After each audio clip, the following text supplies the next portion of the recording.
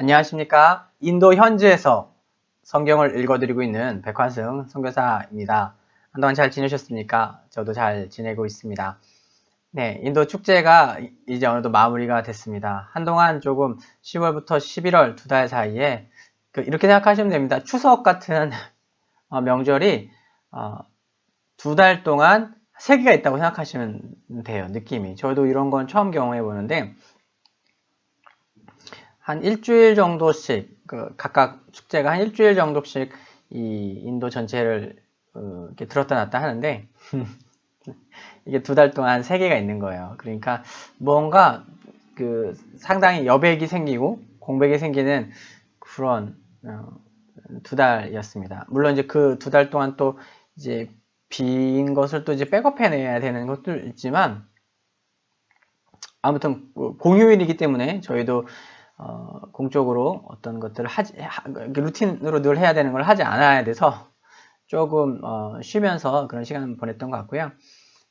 아직 인도에서 1년을 살아보지 못했잖아요. 이제 1년을 살아가는 과정인 것 같고 어떨 때 이게 10월 전까지는 너무 바쁘다. 일이 너무 많아서 좀 힘들어하다가 또 한 10월 중순부터 연속되는 뿌자 덕에 조금 여유도 갖고 좀 편안하게 있는 시간도 좀 가졌고요. 또 그 와중에 또 이 인도 축제는 거의 이제 한국에서 보기에는 그야말로 이제 우상 숭배에 가득한 거기 때문에 그거에 대한 많은 고민도 하고 또 다시 한번 힌두교에 대해서 좀 더 알아야 되는구나. 또 이곳에 살아가면서 알아야 되는구나 하는 그런 어떤 문제의식 같은 것도 좀 많이 가지게 됐습니다. 아무튼 이제 끝났고요. 네, 이제 크리스마스를 준비하면 됩니다. 12월 25일. 그래서 여기 사람들도 크리스마스가 약간 쉽게 얘기하면 되게 마이너 행사인 거예요. 마이너. 기독교는 인도의 한 2% 정도, 2에서 3% 정도 얘기하고요. 주로 남부 쪽에 기독교 복음화율이 높습니다. 케랄라나 이렇게 이런 그쪽, 체나이 쪽은 교회가 큰 것도 꽤 있고요. 그런데 이제 북쪽으로 올수록 사실 기독교는 마이너 이죠. 남부 쪽에는 뭐 1000명씩 넘는 신학교도 있고 하여튼 그런데요. 아무튼 그렇습니다. 그래서 마이너 행사하고 그렇지만 이렇게 존중을 해준다고 합니다. 그래서 어떤 문화적 행사로 존중을 해주기 때문에 그들의 종교적 행위를 열심히 하는 것만큼이나 우리가 우리의 하나님을 섬기고 하는 것에 대해서 어느 정도 인정을 해주고 또 약간 뭐라고 해야 될까요? 저희가 하는 그때 하는 어떤 전도 행사나 이런 것들도 하나의 문화적인 것을 받아준다고 합니다. 또 힌두교는 다신적 배경이 강하기 때문에 물론 완전히 다신은 아닙니다. 또 거기에 한도 복잡한 이야기인데요. 모든 게 하나다라는 식의 생각도 있어요. 그런 의미에서 유일신론이 있다는 게 또 이 힌두교의 좀 뭐랄까 아직은 제가 잘 모르겠어요. 이제 책을 좀 보고 공부를 해나가다 보면 일반적인 것과는 되게 다르다는 걸 알지만 그렇다고 그게 이렇게 마음에 확 와닿지는 않거든요. 아무튼 그렇기 때문에 좀 그렇습니다. 그래서 어떤 신을 섬긴다는 것 자체에 대해서 이렇게 거부를 하지는 않습니다. 그렇기 때문에 전도 행사나 이런 것도 기획할 수 있고 교회에서나 기독교인들이 자신들의 아이덴티티를 드러내면서 행사를 하는 것을 특별히 이렇게 막거나 하지는 않는다고 합니다. 그 기간 한정 으로 이렇게 돼서 저희가 그런 걸 준비하고 있고요. 한동대에서 워십 댄스 전문팀, 동아리인데요. 워십 댄스 동아리 팀이 옵니다. 한 9명이 온지 10명 정도가 12월 21일쯤에 옵니다. 그러면 이제 이렇게 교회마다 돌아다니고 또 사람들 초청하고 하면서 워십 댄스 보여주고 공연하면서 또 복음을 전하는 그런 기간이 되어서요. 그런 걸 준비하고 있습니다. 그리고 이틀 후면 GBM 식품공장이 그랜드 오픈을 합니다. 여기는 저희 사역 관심 있으신 분 아시죠? 아프리카와 북한 이런 지역으로 구호식량을 보내기 위한 공장이 있습니다. 비즈니스 에지어 미션, BAM이라고 하죠. 일환으로 사역을 시작하고 있고요. 그거를 저희가 직접 하는 그런 개념이라기보다는요. 안녕하십니까? 인도 현지에서 최요한 회장님이라는 기독교 실업인이 계시고 또 코스타 이사 중에 한 분이신 분이 이곳에서 데이비지 이영길 선교사님과 정길 선교사님이 어떤 비즈니스 에저 미션에 대한 꿈을 꾸는 걸 이야기를 듣고 그 비전을 사셨어요. 아, 그래, 좋다. 나도 동참하겠다. 하셔서 많이 투자를 하셔서 식품 공장을 이제 세웠고, 그분이 스스로, 빈손 체험이라는 구호식품 NGO를 한국에서 만들어서, 거의 이제 본인의 돈으로 그 공장을 세우고 또 본인의 돈으로 구호식품을 사서 보내는 거예요. 왜냐면 이제 처음 시작이니까 그렇고, 앞으로 다른 NGO나 단체들에서 주문을 하면 그 주문을 받아서 세계 각지로 구호식품 공장을 보내는 겁니다. 그래서 그러면은 그 사역에서 저는 뭘 하나, 아직은 특별히 하는 게 없습니다. 특별히 저희가 뭐 가서 공장을 하는 게 아니고요. 그 최요한 회장님과 윌리엄이라는 기독교 실업인이 있습니다. 인도 본토인인데 4대째 신앙인, 아주 신실한 신앙인이 또 자기 공장을 몇 개 갖고 있는 분이에요. 그래서 같이 CEO로 들어오고, 또 저희 이제 그레이스지가 이제 이사로 계시면서 사업 비즈니스 에듀케이션, 어떤 사업으로서의 선교에 대한 어떤 마음을 가지고 이렇게 꾸려가고 있는 거죠. 저희는 이제 행사를 준비하거나 그런 일들이 있을 때 이게 돕고요. 그 공장에 특별히 저희가 뭐 이렇게 인벌브 되어 있거나 그런 거는 아닙니다. 그러나 정말로 비즈니스를 통해서 하나님의 나라 확장하는 것이 가능할까에 대한 가능성을 보면서 대단히 실험적인 모델도 될 수 있지요. 앞으로 어떻게 그것이 발전될지 모르고요. 여러 가지 이제 꿈들을 꾸고 있습니다. 그 식품 공장에서 구호식품을 만들고, 또 거기서 어떤 식품 공장이니까 그것을 통해서 만드는 어떤 물건들을 인도 사람들에게 리어카처럼 이제 소매로 판매하게 하는 것을 통해서 그들이 약간 먹고 사는 것을 스스로 해결하면서 또 경제 성장을 할 수 있는, 그리고 그 신앙생활을 할 수 있는. 그러니까 워낙 가난한 지역이기 때문에 뭐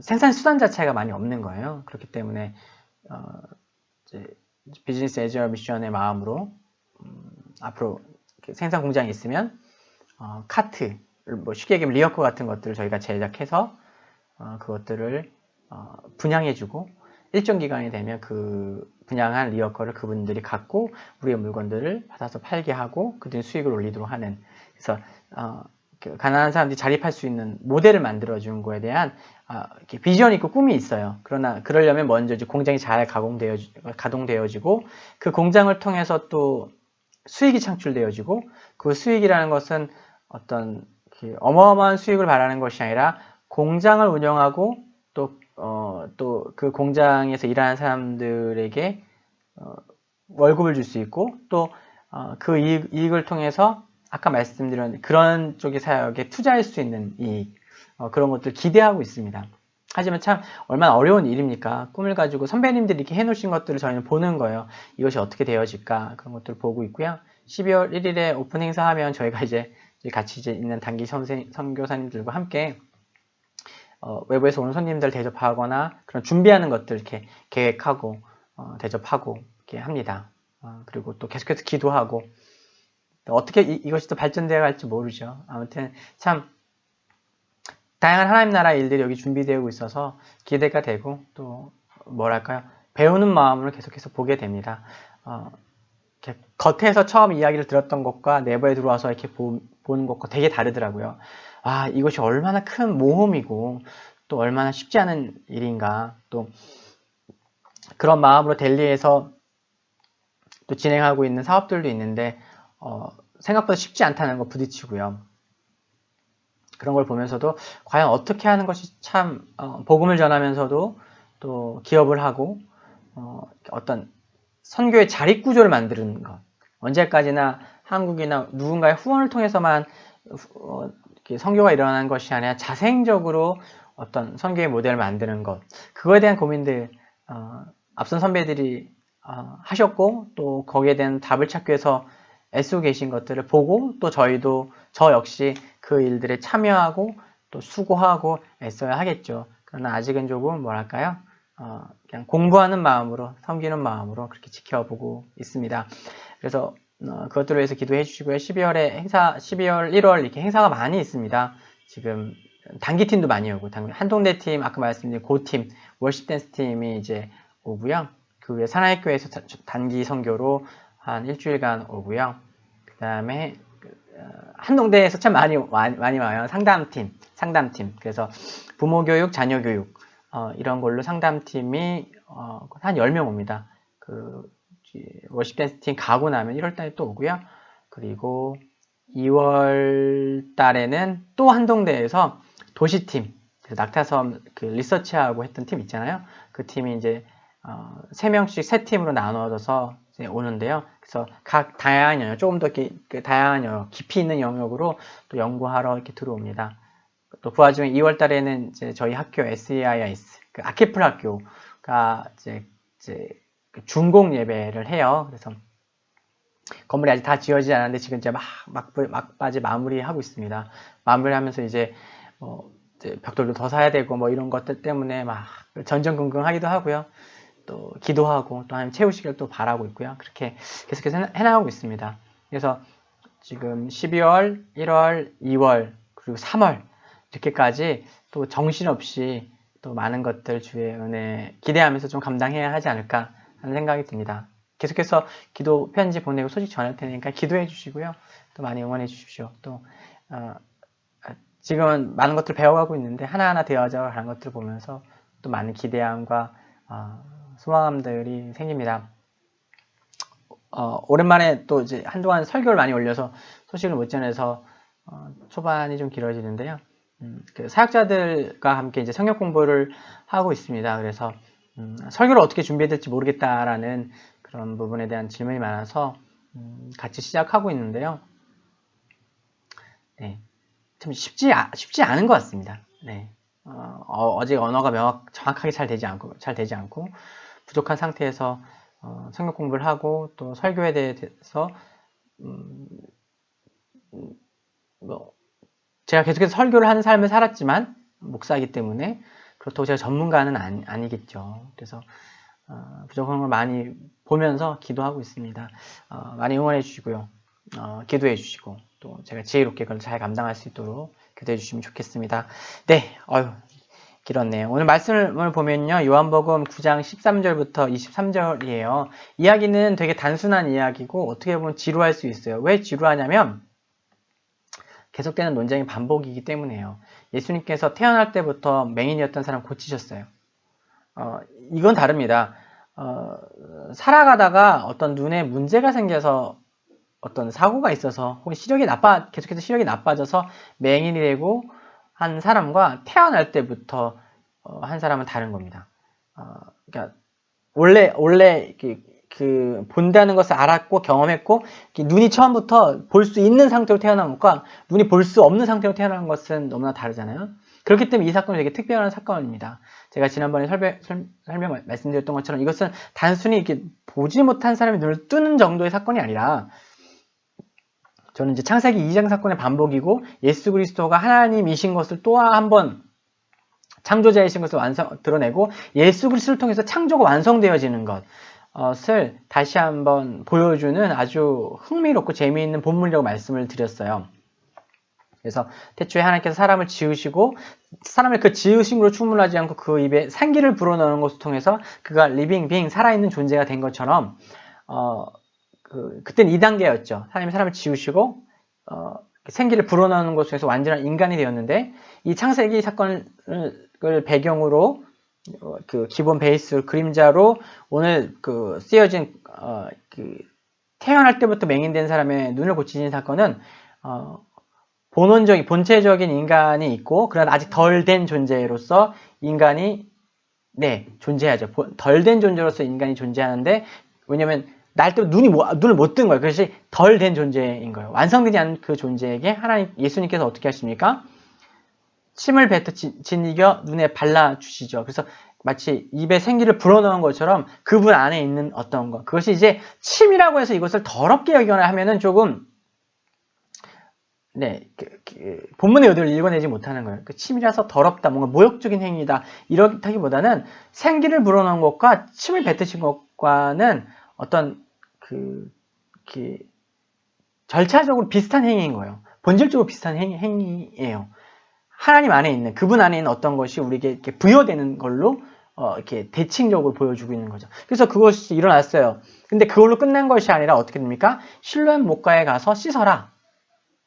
하나님 말씀이 들어가요. 하나님, 예수님의 요구가 말씀이 들어갔을 때 그것을 순종했을 때 그 인간이 눈을 뜨게 되고, 그래서 태어날 때는 불완전한 존재로 태어났던 그 존재가 완전한 존재가 되는 사건이었어요. 그래서 창세기 사건은 사람을 짓고 생기를 불어넣음으로 완전한 존재가 되는 2단계였다면 여기에서는 지어진 사람에게 하나님이신 예수님 안에 있는 어떤 것을 불어넣는 것, 2단계, 그걸 그치는 것이 아니라 무엇이 들어가는 거야? 순종이라는 사건. 말씀에 대한 순종의 반응, 순종의 걸음을 통해서 창조가 완성되어진다 라고 이야기를 했어요. 그래서 우리가 어떻게 온전한 존재가 되고 우리가 어떻게 구원을 받느냐? 하나님 계획하시고 하나님 뜻하신 대로 그렇게 되었죠. 하나님 예수 그리스도의 십자가 보혈의 피로 말미암아 그 피로 말미암아 힘입어 우리 구원을 받았습니다. 그런데 그 말씀을 듣고 우리가 순종하는 것을 통해서 우리의 구원이 완성되어져 갑니다. 굳이 칭의와 성화를 이야기할 것 없이 우리가 그리스도인 되었다는 것이 무엇을 통해서 증명되어질 수 있을까요? 마음을 믿고 입으로 고백한다는 그 사실. 그래서 문자적으로 어떤 형식적으로 고백하는 것을 통해서 우리의 믿음이 확증되어질까요? 누가 구원을 받았고 구원을 받지 않았는지를 인간이 판단하고 알 수는 없습니다. 그러나 분명한 것은 마음으로 믿고 입으로 고백한다는 것이 문자적으로 자 여러분 사형리 읽고 입으로 한번 읽어보세요 해서 기계적인 의미로 그냥 그것을 고백한다고 해서 그것이 구원을 확증하지는 않아요. 그럴 수는 없어요. 그 마음에 믿음이 있어야 고백을 하는 거죠. 그러나 그냥 믿지 않지만 기계적으로 할 수 있잖아요. 우리 안에 어떤 일이 일어났는지, 그래서 우리 안에 고백이 진심인지 아닌지는 우리가 어떤 다른 사람이 알 수 없어요. 우리 안에, 그래서 누구든지 성령이 아니고선 그리스도를 주로 할 수 없다라는 말이, 성령은 주다라는 이 문자적인 말, 그 말을 성령이 아니면 못한다. 성령이 힘입지 않고는. 그래서 성령을 힘입지 않고 그런 그리스도가 주다라는 것을 말하려고 하면 입이 딱 달라붙는다. 그런 의미가 아니잖아요. 그것이 진심으로 내 안에 믿음이 되어져서, 확신이 되어져서, 태초에 하나님 천지를 창조하시고 우리를 지으셨고, 나의 죄 때문에 그분이 나를 대신해서 죽으셨고, 그런 어떤 복음적 사실이 내게 사실 그대로 받아들여지는 그 믿음의 사건이 하나님의 은혜로 말미암아 가능한 거고, 우리가 그것이 받아들여졌을 때 우리가 구원을 받는다는 거예요. 그런데 우리 마음에 일어난 그 구원을 우리가 볼 수 없잖아요. 그쵸? 이 사람이 진심인지 아닌지 알 수가 없잖아요. 아무리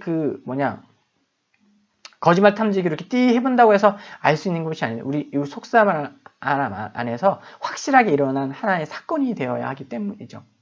그렇습니다. 그래서 기계적인 것이 아니라 우리 정말로 진심, 우리가 전 인격적으로, 전 존재로 그것을 믿었을 때 그것이 믿음이 되는 거죠. 그렇기 때문에 우리 가운데 믿음의 행위와 순종이 있어서 구원을 받는 것이 아니라, 그 행위로 말미암아 구원을 받는 것이 아니라, 우리가 구원을 받으면, 이게 참 제가 정말 자주 하는 얘기예요. 우리가 구원을 받으면 그런 행위가 나오게 되는 거예요.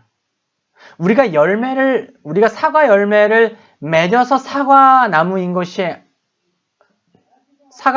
아니라, 우리가 사과나무이기 때문에 사과를 맺는 거예요. 약간 말장난처럼 들리시면 안 되는데. 네, 그렇습니다. 그 원인과 결과를 헷갈리시면 안 되는 거예요. 우리 가운데 하나님의 말씀에 대한 어떤 구체적인 순종과 노력과 애씀이 있어야 구원에 이르는 것이 아니라, 우리 안에 구원이 이미 이루어졌을 때 구원의 그 결과를 말미암아 우리 하나님 말씀을 믿을 수 있고 순종할 수 있고 그 말씀을 따라 살아갈 수 있게 되는 거예요. 그래서 그것은 존재됨의 변화의 증거가 되는 것이죠. 행위와 믿음의 관계에 대해서 이해되시죠? 지금 제가 설명하는 게. 네. 제가 먼저 화면 보고 이야기를 하면 회중의 반응을 볼 수가 없어서, 네, 전달이 잘 될까 안 될까 스스로 고민하게 됩니다. 네, 아무튼 그런데요. 아무튼 지금 요한복음은 그걸 보여주고 있어요. 우리가 어떻게 하나님의 창조가 어떻게 완성되어지냐? 하나님 지으신 죄로 말미암아 불온전한 존재가 된 그 존재가 그리스도를 만나야 돼요. 예수 그리스도 만났죠. 맹인이. 날 때부터 맹인이었던 사람이 만났어요. 그 만남 안에서 그리스도 안에 있는 어떤 것, 그것을 우리는 그리스도의 보혈로 상징으로 이야기할 수 있어요. 그리스도의 보혈이 우리에게 덧입혀졌을 때 우리가 구원을 받게 돼. 예수 그리스도를 만나고 그 만남을 통해서 우리가 예수 그리스도의 보혈의 은혜를 입었을 때 우리가 구원을 받습니다. 그러나 그것으로 충분한 것이 아니라 그것으로 말미암아 우리 삶 가운데 순종이 있을 때 우리의 구원을 우리는 확증할 수 있는 거예요. 그렇기 때문에 우리의 구원, 하나님께서 우리를 어떻게 완전한 인간 존재로 지으시냐? 예수 그리스도의 보혈의 피의 희생으로 말미암아 믿는 자가 삶 가운데 순종이 있을 때, 믿음의 결과인 순종이 있을 때 우리는 우리를 향한 하나님의 창조가 완성되어집니다. 그것이 온전한 인간, 태초부터 하나님 계획하셨던 그런 인간이 되어지는 거예요.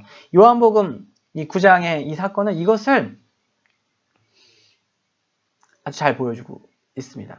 그런 사건이 일어났는데 지금 무슨 얘기냐면 그 사건 앞에서 바리새인들과 사두개인들과 대제사장들과 기존의 지도자들, 특별히 바리새인들이 그것을 믿지 못하고 받아들이지 못하고 용납하지 못하는 거예요. 왜냐하면 이것은 명백한 메시아적 사건이고 구원의 사건인 거죠. 그래서 그 맹인의 부모를 찾아서 이 사람이 태어날 때부터 맹인인지 아닌지를 확인합니다. 맹인에게 찾아가서 너가 어떻게 눈을 뜨게 되는지 확인합니다. 그가 누구인지 확인합니다. 너가 그 사람을 어떻게 생각하냐고 확인합니다. 근데 이런 그 질문의 과정들이 상당히 좀 뭐랄까요? 비루해 보인다는 거예요. 왜냐면 이미 이 바리새인들은 마음에 예수 그리스도가 주고 그리스도인 것을 믿지 않기로 결정한 이후에 이 사건을 바라보고 있기 때문에 그 13절부터 23절까지를 읽어보면은 무언가 대화가 아닌 대화가 반복되고 있는 것 같습니다. 어떻게 보면 약간 멍청한 대화?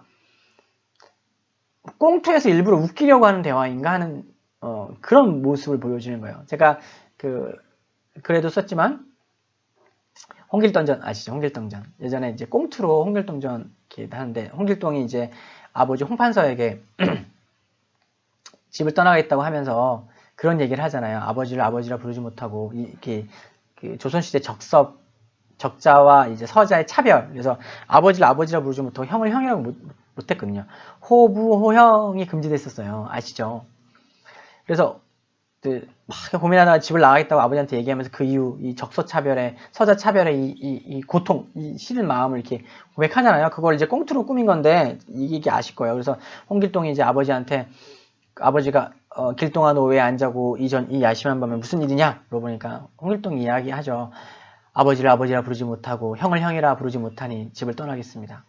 이 홍판서 이야기 듣고 보니까 이제 마음이 아픈 거야. 이 길동이가 얼마나 이 마음에 오래 고민을 했을까. 그래서 이제 고민하다가 아버지가 한마디 하시죠. 그래 길동아. 너의 마음이 참 오랫동안 고민이 되었구나. 이제부터 호부호형을 허락하더라. 한자 문자를 쓰신 거야. 홍판서가. 그래서 호부 아버지를 아버지라 부를 수 있고 호형 형을 형이라 부르는 것을 허락하겠다. 근데 이제 꽁트에서는 어떻게 되냐면 되게 웃겨요. 이게 기억나는 건 홍길동이 그 얘기를 듣더니 무슨 얘기인지 못 알아들으면서 계속 똑같은 소리를 합니다. 아버지를 아버지라 부를 수 없고 형을 형이라 부를 수 없으니 길을 떠나겠습니다. 그럼 이제 홍판서는 얘가 왜 이러지? 당황하면서 아니 이 녀석아 호형을 허락한다니까?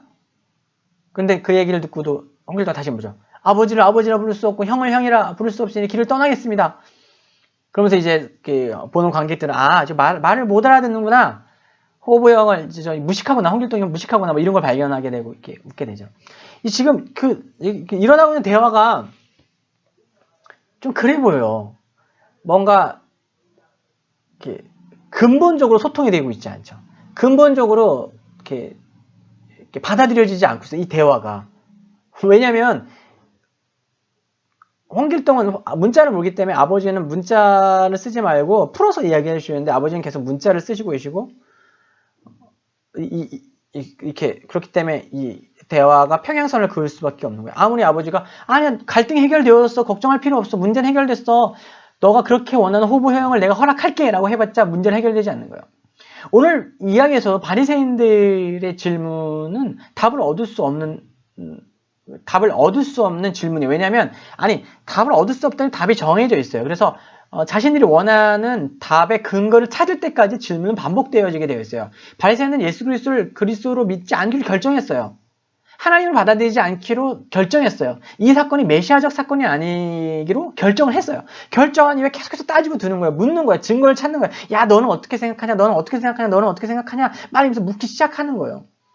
그래서 맹인에게 찾아가서 물어보고 뭐 어쩌고저쩌고 하고 안 되니까 맹인이었던 사람 부모에게 찾아가서 진짜 맹인이었던 거, 태어날 때부터 맹인이었던 거 맞냐? 이렇게 물어보고, 그럼 어떻게 지금 보냐? 이렇게 물어보고, 무슨 소리예요? 우리가 어떻게 알아요? 얘가 다 컸으니까 당신이 직접 물어보세요. 막 이런 대화가 이렇게 되어지는 거죠. 오늘 이 말씀 보면서, 때로 저의 모습과 되게 많이 닮았다는 생각을, 하게 됩니다. 목사하고 또 선교사인데 또 이런 소리 하면 또 되게 은혜 없이 보일 수 있겠지만, 뭐 그런 거예요. 이게 정말 하나님의 뜻이면 내가 이걸 좀 하겠습니다. 이런 마음을 하는데, 내 마음속으로는 이미 결정되어서 순종하지 않기로, 이건 좀 싫어. 하고 싶지 않아. 그래서 그런 거 다 있으시죠? 솔직히 다. 한 번씩은 다 있으시고, 사실 살면서 계속해서 우리가 경험하는 거지 않습니까? 그러니까 하나님 뜻이 이걸 더 원하시는 건 알겠어, 내가. 알겠는데, 마음속엔 그것이 받아들여지지 않는 거야. 그리고 받아들이지 않기로 결정했어. 그렇기 때문에 다른 이유를 찾는 거야. 다른 어떤 그것을 쫓아가지 않아도 되는 어떤 근거들을 찾는 거죠. 그것은 대단히 뒤틀려져 있는 마음이고 결코 그것을 통해서 좋은 답을 찾을 수도 없고 신앙의 성장에 이를 수도 없고 우리의 영혼의 유익에도 이를 수 없지만 우리는 이미 마음속으로 결정을 하고 이건 순종할 수 없어. 따를 수 없어. 하는 거죠. 제가 21살 때 DTS 받을 때 한 친구가 이런 고백하는 거 들으면서 참 우리끼리 되게 웃었는데 DTS 훈련을 받으면 이제 하나님 앞에 기도하면서 자기가 가진 좋은 물건 중에서 어떤 재정의 주인이 하나님이라서 고백하는 의미로 그런 훈련을 했던 것 같아요. 플로잉이라고 이렇게 흘려보낸다라는 건데 기도하면서 하나님 이렇게 내가 가진 것 가장 좋은 거 혹시 누구에게 더 필요해서 내가 줘야 됩니까? 막 이런 물어요. YM애들인데 예수 존재는 좀 그런 게 있어요. 네, 그래서 기도합니다. 그쵸. 그럴 때 되면 막 물건들 각자 가진 좋았던 거 깊이 감싸였던 게 막 넘나 들어요. 저도 전자샷 사전 선물 받았던 거 딴 분에게 선물했죠. 나도 그렇게 많이 합니다. 되게 귀한 거. 그때 한 친구가 뭐라고 얘기했냐면 그 친구가 찬양 인도자인데 기타를 갖고 왔어요. 좋은 거.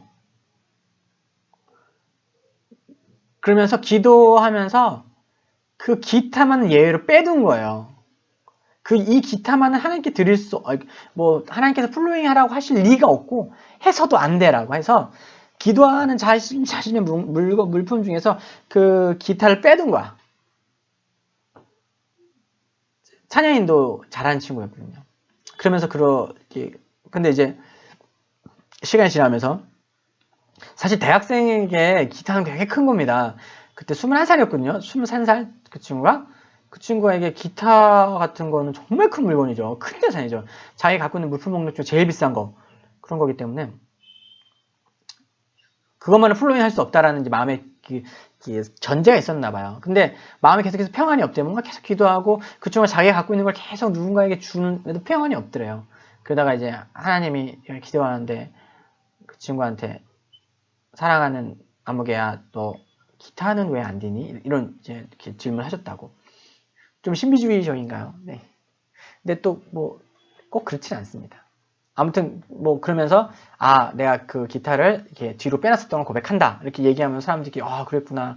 그러고 나서 이제 그 기타를 다른 친구한테 플로잉하고 그랬던 아름다운 이야기가 있죠.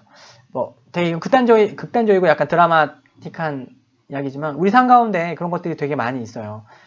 내가 하나님께 순종하고 내가 예수 그리스도 사람이고 예수 그리스도 말씀대로 살겠다라고 결정하고 있지만 교회 생활에서 되게 어떤 거 내가 누구에게 아무개에게 갈등이 있었는데 내가 먼저 사과할 수 없어. 사과한다는 것 자체 생각하지도 않아. 주님께서 우리에게 계속 마음의 문을 두드리면서 막 하셔도 이게 하지 않아. 하나님이 원하시면 하겠지만 하나님도 그렇게 원하지 않으신다고 우리가 생각하는 거예요. 우리는 얼마나 참 쉽게 자기 기만적이고 우리 스스로를 좀 속일 수 있는 존재인가요? 하나님 앞에 정직하게 나아가고 온전하게 나아가는 것이 참 어려운 싸움인 거라는 거 삶으로 고백하게 되고 또 배워가게 됩니다. 목사이고 선교사인 저도 여전히 오늘 삶 가운데서 그런 싸움 합니다. 정직하게 합니다. 어떨 때는 저도 모르게 그러고요. 어떨 때는 이제 마음의 전제를 갖고 이렇게 알고 있는데 또 안 되고 막 이유를 만들어내. 주로 하나님 원하시지 않는 일 하기 전에 막 이유를 만들어내. 논리적인 합리적인 이유 막 꼭 아니야? 왜? 꼭 성경에 그렇게 적혀 있어. 막 이런 거 있잖아요. 네, 그러지 말아야죠. 네, 그러지 않으려고 되게 노력하고 있고요. 지금도 애쓰고 있고요. 지금도 계속해서 말씀하실 때마다 그렇게 하지 않으려고 노력하고 애쓰고 있습니다. 저와 여러분이 크게 다르지 않다고 생각합니다. 각자 지평이 좀 다를 수는 있겠죠. 어느 정도이냐, 어느 수준이냐일 수 있겠죠. 사랑하는 여러분, 이 바리새인의 마음 되게 안타까운 마음입니다.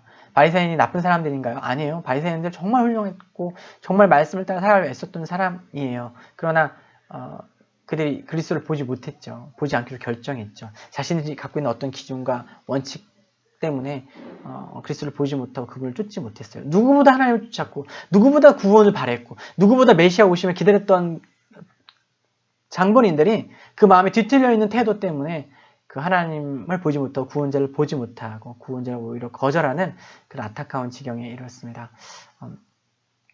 각자의 삶 가운데 참 다양하게 적용되어질 수 있을 거라고 저는 생각한데요.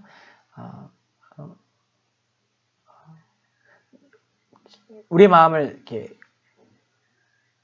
굳게 하거나 강팍하게 하지 말고 오늘 우리에게 말씀하신 그 하나님의 말씀에 정직하게 순종하는 싸움, 나를 죽이는 싸움, 성령께 나를 내어 던지고 나의 체면과 나의 어떤 본성을 포기하는 싸움을 그리스도인들은 매일 계속해야 합니다. 저도 계속 그렇게 하려고 합니다. 사랑하는 여러분, 그 믿음의 싸움들 멈추지 말고 계속해서 해 나가시기를 축복하고요. 무엇보다 하나님 사랑하고 그분의 구원을 바라고 그분의 영광이 우리의 삶, 나의 삶 가운데 임하기를 원하시는 분이면 그런 분일수록 더욱더 내가 정말 하나님 뜻 가운데 거하고 있고 내가 이건 무조건 아니야 라고 전제해 놓고 있는 건 없는지 또 살펴보시면 어떨까 싶습니다. 하나님 생각보다 훨씬 더 창의적이시고 훨씬 더 다양한 길들을 우리에게 보여주실 수 있습니다. 우리의 마음이 이렇게 딱딱하게 굳어서 이렇게 이건 안 돼 라고 붙들고 있는 거 있다면 말씀 앞에 서서 기도의 자리 가운데서 풀어내어 또 자유케 하며 또 순종의 삶 사시는 여러분 되시길 축복하고요. 저도 선교지에서 믿음으로 어느 세상과 다르지 않은 이곳에서 믿음으로 스스로의 결론이 아니라 오늘 나를 이끄시는 하나님의 음성을 따라 살아가기로 또 결정합니다. 주님 안에서 승리하십시오. 믿음 가운데 강건하십시오. 다음 주에도 주의 말씀 붙들고 말씀 들고 여러분 찾아뵙겠습니다. 한 주간 승리하십시오. 사랑하고 축복합니다.